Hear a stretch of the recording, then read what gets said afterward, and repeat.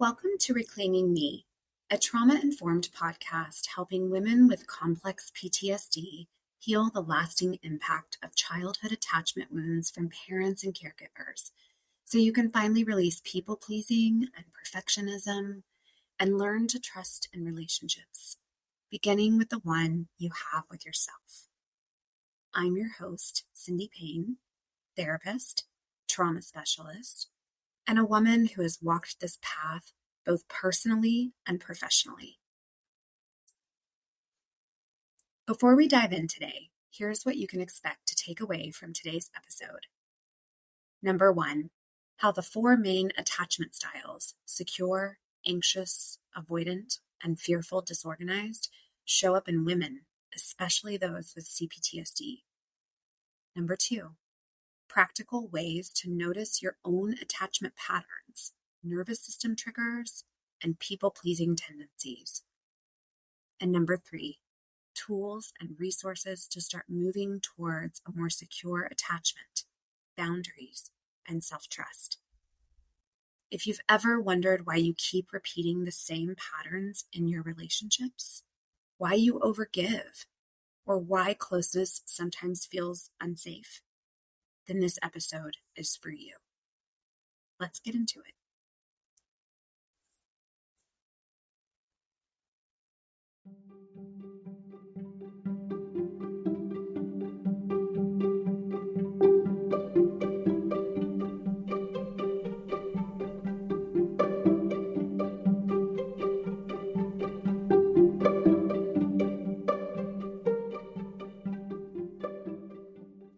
Let's start with a truth bomb. Relationships are messy. And if you've ever looked at your own romantic life or friendships and thought, why do I keep doing this? You are not broken. You are human. You are carrying strategies that your nervous system developed for survival. And yes, some of those strategies involve people-pleasing, avoidance, or push-pull patterns like a yo-yo in slow motion. And if that resonates, settle in. Today, we are unpacking the 4 main attachment styles, how complex PTSD interacts with them, why these patterns often show up strongly in women, and why understanding your own patterns might save you from another heartbreak, or at least help you laugh at yourself a little bit along the way. So I want to set the stage on why attachment and complex PTSD matter. Attachment isn't a personality trait. It is a survival system. It is your nervous system saying, hey, I have to protect myself in the world, and here's how I learned to do it.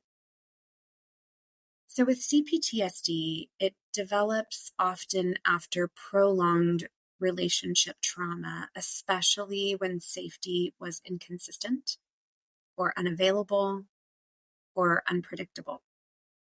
Exactly the conditions that shape anxious, avoidant, or disorganized attachment patterns. Bessel van der Kolk in The Body Keeps the Score explains that trauma is not just remembered in the brain, it's encoded in the body, in your nervous system, and in your relational patterns. Women, in particular, are socialized to prioritize connection, emotional attunement, and caretaking. This means that C-PTSD and attachment trauma often manifest as hypervigilance to relational cues, people-pleasing, and chronic anxiety about abandonment. It's not a weakness, rather it's survival intelligence. I remember sitting with a client, a woman in her early 30s, who realized that she chased unavailable partners her whole life. When I heard this, I leaned in and said, your nervous system learned this before you even had a choice. You aren't broken, you're just highly trained. And she laughed through tears, and this was a huge moment because humor can be very healing once we start to connect the dots. So I want to transition into talking more about the 4 attachment styles and how they show up in women with complex PTSD and what it can feel like in the real world. And this isn't just the textbook version, but this is the lived, messy, and sometimes funny version that actually shows up in therapy and in daily life. So let's look at secure attachment. Secure attachment is often seen as the unicorn style. People wonder how secure adults never freak out when their partner forgets a text or cancels dinner. And the truth is, secure attachment doesn't mean perfect attachment. Rather, it means repaired. And so women with secure attachments can communicate their needs openly. They can ask for support. They can regulate their emotions without shutting down or feeling flooded. And they can trust that conflict does not equal abandonment. I've seen clients literally teach this to their partners. One woman said, "I didn't even know it was possible to not freak out when someone is 5 minutes late." This is secure attachment in practice. Sue Johnson, the founder of emotionally focused therapy, calls secure attachment the safe haven and secure base that we all crave. So even if you didn't grow up with this, your adult nervous system can learn it slowly and safely. The second attachment style is anxious attachment. The hypervigilant, overthinking, people-pleasing, anxious attachment style. I like to call this the "I am fine, please confirm I am fine. Also, why did you sigh? Also, am I too much?" style. Anxious attachment develops when connection was inconsistent. One day, the caregiver was attuned to your needs, and the next day, they were unavailable, perhaps critical, or even unpredictable. And so your body learned, I have to work here for connection. I have to anticipate danger before it exists. Women with complex post-traumatic stress disorder often carry these anxious attachment patterns intensified by prolonged relational trauma.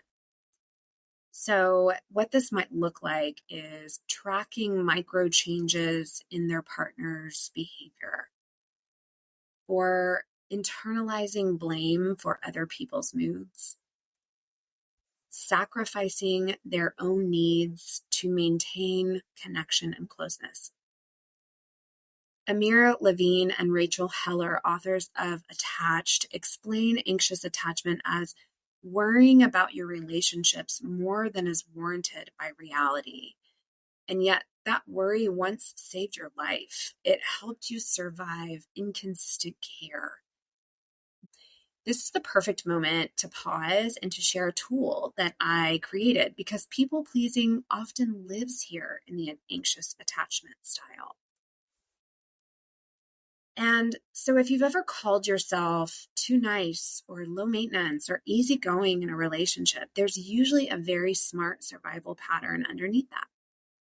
So I've created a free quiz called "What is your people-pleasing style?" to help you identify your specific pattern, understand where it formed, and begin to see how healing can start. It takes just a few minutes, and at the end, you'll receive a personalized guide sent straight to your inbox. It's gentle, compassionate, and surprisingly validating. If you're interested in taking this quiz, I invite you to visit my website, cindypayne.com/people-pleasing-quiz, to take it.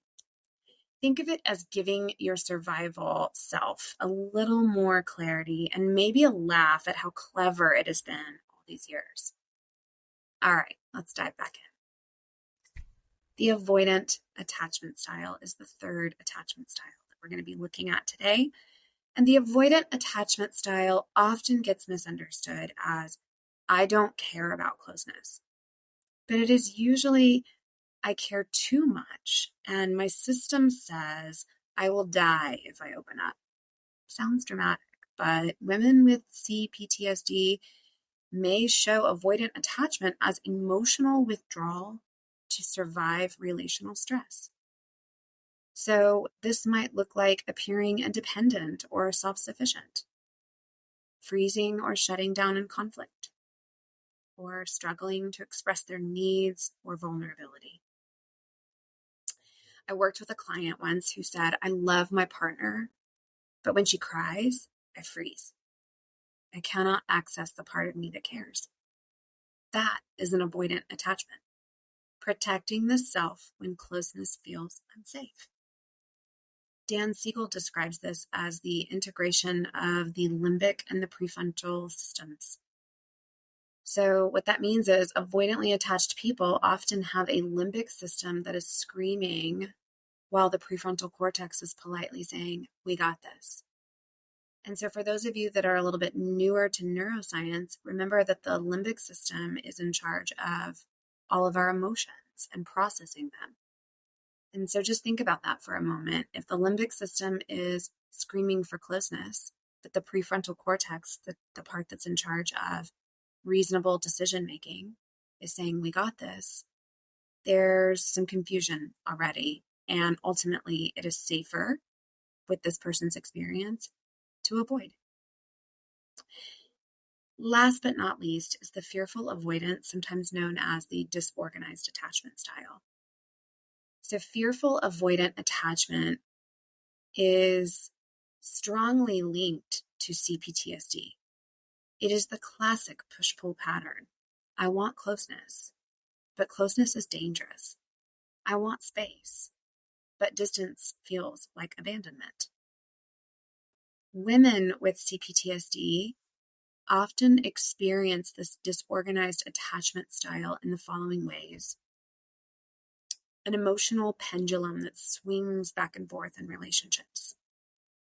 Intense anxiety about abandonment and betrayal. Hyper-awareness of partner cues. Difficulty trusting even supportive partners. I have lived this pattern of disorganized attachment. It feels like loving with both feet on the brake and the gas pedal. It is exhausting. And it is normal for anyone with complex trauma. As Bessel van der Kolk writes, our bodies remember what our minds may not. And so trauma gets encoded in our nervous system. So if you're hearing all of these attachment styles and you're feeling discouraged, there is good news. Attachment is plastic. It can change. You can build a secure attachment through co-regulation and nervous system awareness, naming and expressing your needs, practicing boundaries without guilt, and choosing relationships that respect your pace. Even tiny moments of awareness count. One of my personal breakthroughs was noticing when my nervous system was flooding and saying, Cindy, breathe. You are safe. This is what I like to call a micro intervention. And enough of these have begun to help me rewire years of hypervigilance. Sue Johnson writes that secure attachment is more about repeated experiences of repair than flawless childhood care. I don't know about you, but that is a really hopeful statement to hear as somebody who has lived with a disorganized attachment style. You can teach your nervous system to trust. If you're curious about attachment styles and want to dive even deeper, here are some resources that I recommend, and I will add these in the show notes as well. Diane Poole Heller, Attachment Theory in Practice. Sue Johnson, Hold Me Tight. Classic one, Bessel van der Kolk, The Body Keeps the Score. And I've referenced this here, these last two, Amir Levine and Rachel Heller, Attached, and Dan Siegel, The Developing Mind. And I invite you to remember this quote from Heller. Your attachment style is not your identity. It is how you learned to survive. And survival is clever. So before we close, I'd like to recap the 3 key takeaways from today. Number 1, understanding the 4 attachment styles: secure, anxious, avoidant, and fearful disorganized, and how they show up in women with C-PTSD. Number 2, noticing your patterns, nervous system triggers, and people-pleasing tendencies is the first step to change. Number 3, practical tools, boundaries, and resources exist to help move towards secure attachment and healthier self-trust. For the next few weeks, we are going to continue a deep dive into attachment styles. And so if you're hearing all of this for the first time and maybe feeling a little bit overwhelmed and not sure where to start, hang in there with me, because we're going to continue to explore so that you can come away from these episodes feeling more empowered and hopeful. So thank you for spending this time with me today. I hope you leave feeling a little lighter, a little more grounded, and a little closer to trusting yourself and your relationships. If this episode supported your journey with trauma, attachment wounds, anxiety, or people-pleasing, share it with a friend or follow the show so you don't miss future episodes. For free resources, tools, or to work with me directly, visit cindypayne.com or connect with me on Instagram at cindypaynerooted. I'll be back next Monday with another full-length episode and a short midweek reframe this Wednesday to give you a practical skill, insight, or nervous system tool. That midweek reframe will be dedicated to today's topic, attachment styles, so you can integrate and apply these insights in real life. Remember, every small step towards healing, boundaries, self-trust, and presence matters. You are worthy of this journey. Thanks, everybody.